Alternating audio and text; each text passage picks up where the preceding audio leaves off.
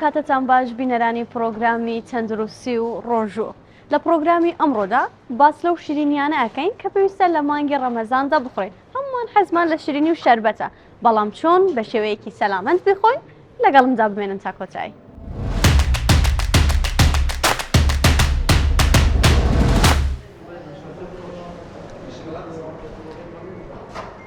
بەڵێ بینەران لەگەڵ دکتۆرە سارا سپۆڕی خۆراکی باس لەو شیرینیانە ئەکەین کە ئەبێ بیان خۆین بە شێوەیەکی تەندروستی. دکتۆرە ئێمە هەمووان لە مانگی ڕەمەزانی پیرۆز دەتوانم بڵێم زۆر بەمان بە شیرینی و شەربەت ڕۆژەکەمان دەشکێنین. ئایا ئەمە لە ڕووی تەندروستیەوە ڕاستە؟ شکانی ڕۆژوو بە شیرینی دەستکردەکان و شەربەتەکان لە ڕووی تەندروستیەوە پەسەند نییە. لەبەرەوەی شەکرێکی زۆریان تێدایە، وا دەکات لە ناکۆ ئاستی شەکری خوێن بەرز بێتەوە و جگە لەوەی کە کالۆریەکی بەرزیان تێدایە کە ئەوەش بە پێی مروری زەمان دەبێتە هۆی ئەوەی کێش زیاد بکە و جگە لەوەی کە چەندین حاڵەت تەندروستی تر توشمان دەبێتە. باشە دکتۆرە هەمووان حەزمان لە شیرینی و شەربەتە، کەسیشمان نییە بڵێن لەم مانگە نەیخۆین، بەڵام ئەمە پرسیارەکەیە چۆن بیخۆین، چەند بیخۆین و چۆن بە شێوەیەکی تەندروست بیخۆین. باڵێ ئەمە ناڵێن کە بە هەموو شێوەیەک قەتعی شیرینیەکان بکەن، بەڵکو جێگرەوە تامۆدادەنێ. جێگرەوەکان چین؟ باڵێ باشترین جێگرەوە کە بە پلەی یەکەم دێتن خورما. باڵێ لەبەرەوەی ڕیشاڵێکی زۆری تێدایە و جگەلەوەی کە سەرچاوی کاربۆهیدراتەکەی بە سوودە و بێت گەلەوەی کە بەها خۆراکەکانی زۆر بە سوودە وەکو ڤیتامین K، ڤیتامین B تێدایە و هەروەها بەها خۆراکەکانی وەکو پۆتاسیۆم، مەگنیسیۆم، کۆپەر، کالیسیۆم ئەوانەشی تێدایە و دەشتوانین میوەکان بەکاربهێنین.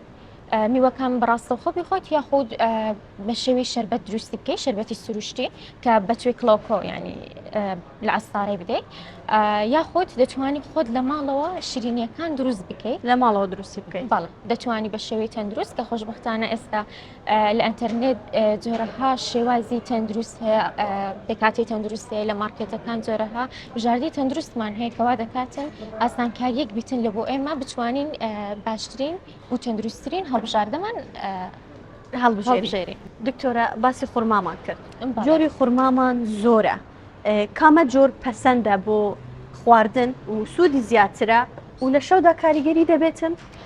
هەر لە عێراقدا نزیکەی 500 جۆر خورمامان هەیە، بەڵام ئەوەی کە زۆر تەندروستە و لەناو خەڵکی باوە سێ جۆریانە: مەجهول، خورمای ئەجوا، خورمای دەگلت نور. ئەوانە زۆر باون هەر لە ڕووی تەندروستیەوە، لە ڕووی تەندروستیەوەش باشترن. بەڵێ چونکە ڕیشاڵێکی زۆریان تێدایە، هەرچەندە دەگلت نور تۆزێک بشکە بەڵام ڕیشاڵێکیشی باشی تێدایە گەوشوا دەکات تاویز بکاتەوە لە بۆت. کاریگەری سوودەکانی خۆرما زۆر زۆرن، لەوانە بەپێی چەندین توێژینەوە کە بەو جوانیانەوە سەرمەندراوە خواردنی خۆرما لە کاتی ڕۆژە شکاندنەوە دەکات کاریگەری لەسەر کوالێتی خەو دەبێتن. کوالێتی خەو، بەڵێ لەبەرەوەی سەرچاوی تریپتۆفانە خۆرما کە ئەوش وا دەکات دروستبوونی میلاتۆنین و سیرۆتۆنین باش بێتن، گەوش کاریگەری لەسەر شێوازی خەوت دەبێتن. بەڵێ و جگە لەوەش کاتێک ئەتوو بە شەواندا خەوی کردیاری هەر میکانیزمن دەست پێ دەکات، ئەوە لە هەمان کاتە دووبارە تەئسیری دەبێتن، یعنی واتە هەرسێکی تەندروستت دەبێتن. باشە دکتۆر، ئەگەر ڕێژەیەکی زۆر خورما بخۆی بێگومان هەرچەندە خورما بە سوود بیتن، بەڵێ هەمان کاتە زۆر خواردنی و زۆرخۆری لێ بکەین زیانی هەیە، بەتایبەتی بۆ ئەو کەسانی کە نەخۆشی شەکرەیان هەیە.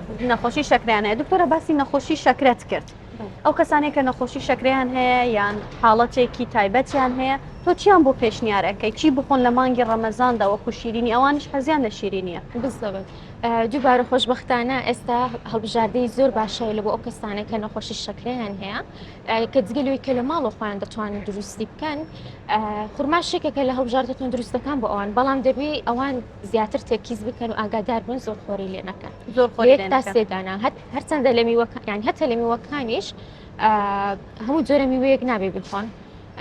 ئەوەی کە مەخصەص سەلامەتی بۆ ئەوان سێ و پرتەقاڵ، لیمۆ، ئەو جۆرانە دەتوانێت تا حەدێک بیخۆن بیکەنە شەربەتیش بۆ خۆیان، بەڵام مۆز و ئەنەناس و مانگۆ و ئەوانە باشترە لی دوور بکۆنەوە. باشە دکتۆرە، کۆتە ئامۆژگاری تیا بێت بۆ بینەران لە خواردنی شیرینی و شەربەتدا بە تایبەت لە مانگی ڕەمەزانی پیرۆزدا؟ بەڵێ هەموو شتێک دەگەڕێتەوە سەر هاوسەنگکردن، هاوسەنگی جەمەکانت بکە، چێژ لە ڕۆژگرتنەکەت ببینە، چێژ لە عیبادەتەکەت ببینە، زۆر خۆری مەکە، کەم خۆریش مەکە، خود بهێزمەکە خۆت لاوەزمەکە بە پێی سیستەمێکی هاوسنگ دەتوانانی بۆ خۆت دابنێ یاخود ڕاوژ لەگەڵ پسپۆرانی خۆراک بکەیت دەتوانیت ژەمێکی تەندروستت هەبێتن و لە هەمان کاتە ئەگەر بتوانێ ڕۆژانە بەلایکەمەوە 20 تا 30 خولەکە بە پێی بڕۆیت زۆر ڕاش دەبێت و تەندروست دەبێتن. دکتۆرە سارا پسپۆڕی خۆراک زۆر سپاس کە لەگەڵماندا بووی، زۆر سپاس بۆ زانیاریەکانت. بەڵێ بینەران بەم شێوەیەش گەیشتینە کۆتا ئەڵلقەی ئەمڕۆ پرۆگرامی تەندروستی و ڕۆژوو هیوادارم جێگەی سوود بن بۆ هەموو لایەک جارێکتر ئەڵێم هیچ شتێک لە تەندروستی گرنگتر نییە، ئاگاتان لە تەندروستیتان بێتن و تەندروست بشین.